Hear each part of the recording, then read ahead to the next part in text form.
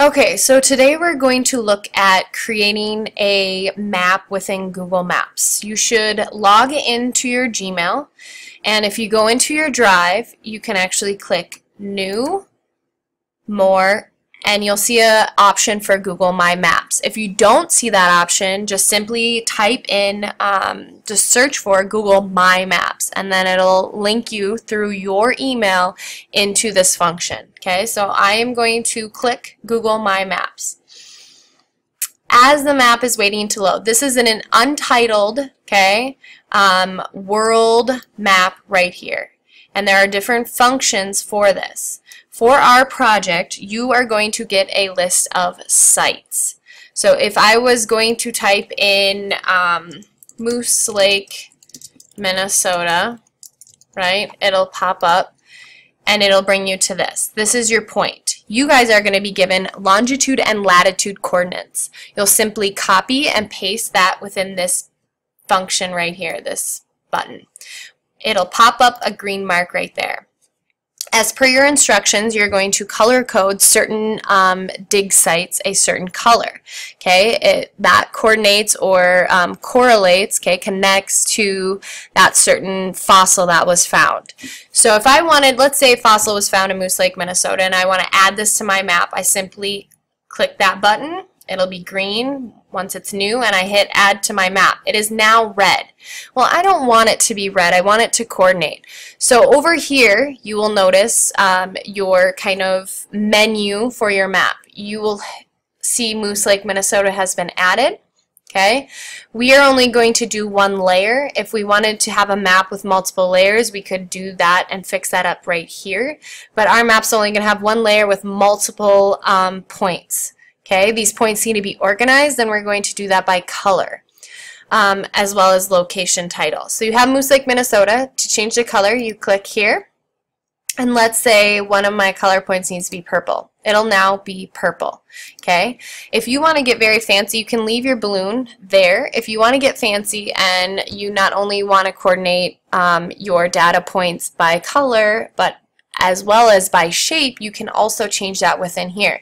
You click the paint bucket and it has different shapes. If you wanted to get even fancier, you could go in and do a ton of these. Now understand, it should relate sort of to what we're finding. So let's say you want to, a fossil was found there, you want to use a little man and he's purple.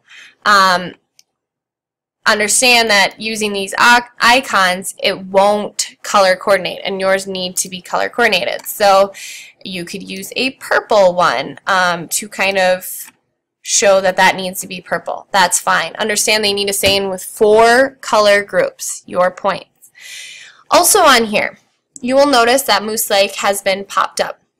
You can edit this right here. So being the great, awesome students you are, you're going to obviously capitalize your points. This is my location name. I'm going to capitalize it, make sure everything is spelled correctly. If this is one of the 7 points you need to research and you want to learn more about, right here is where you will write about your location and dig site. Okay, what was found there? What did you find interesting? Items will be added there. I also need to add a picture. To do that, I click the add image or video right within here. It brings up 4 different search options. Okay, I'm going to just simply Google search it. If I needed to find a dig site picture, I would type in, that particular name and archaeological site. That will probably bring up the most pictures for my site. Being that this is about Moose Lake, I'm going to type in Moose Lake, Minnesota. It searches. And I have a number of pictures. I'm going to select this one and it is added.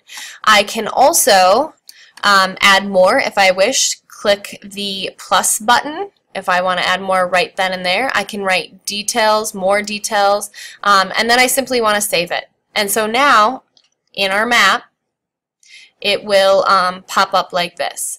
If I was going to zoom out, which is on the lower portion of this, okay, I'm going to zoom out world site. It's going to show my symbol like that. So your map is able to be crafted and organized so that you can locate any of these dig sites within a type you know, within a button type of way. Okay. Now, let's say another dig site was in Barcelona, Spain. Okay, it's not, but let's say it was. I'm going to type in Barcelona, Spain. It takes me to that point. I'm going to add this to my map, and then I go here. Barcelona shows up. It's a red dot. I don't want it to be red. I want it to be green. And so I go here, and I'm going to choose this hiker as my green button. Now, again, I need to add, I want to edit, okay, and I'm going to type about this dig site here, okay, and I'm also going to add a picture, so I need to find pictures that would relate to Barcelona. There are many. I'm going to choose Park Güell because it's beautiful, and I'm going to save that. Now, I have 2 points. One of the parts of your project is to connect these 2 points, but that's Spain and Moose Lake. That's far away, right? Well, up here you will notice our different functions. So undo, redo, select items, add marker, draw a line, add directions, and measure distances and areas. You can really, you know, personalize your map with these functions.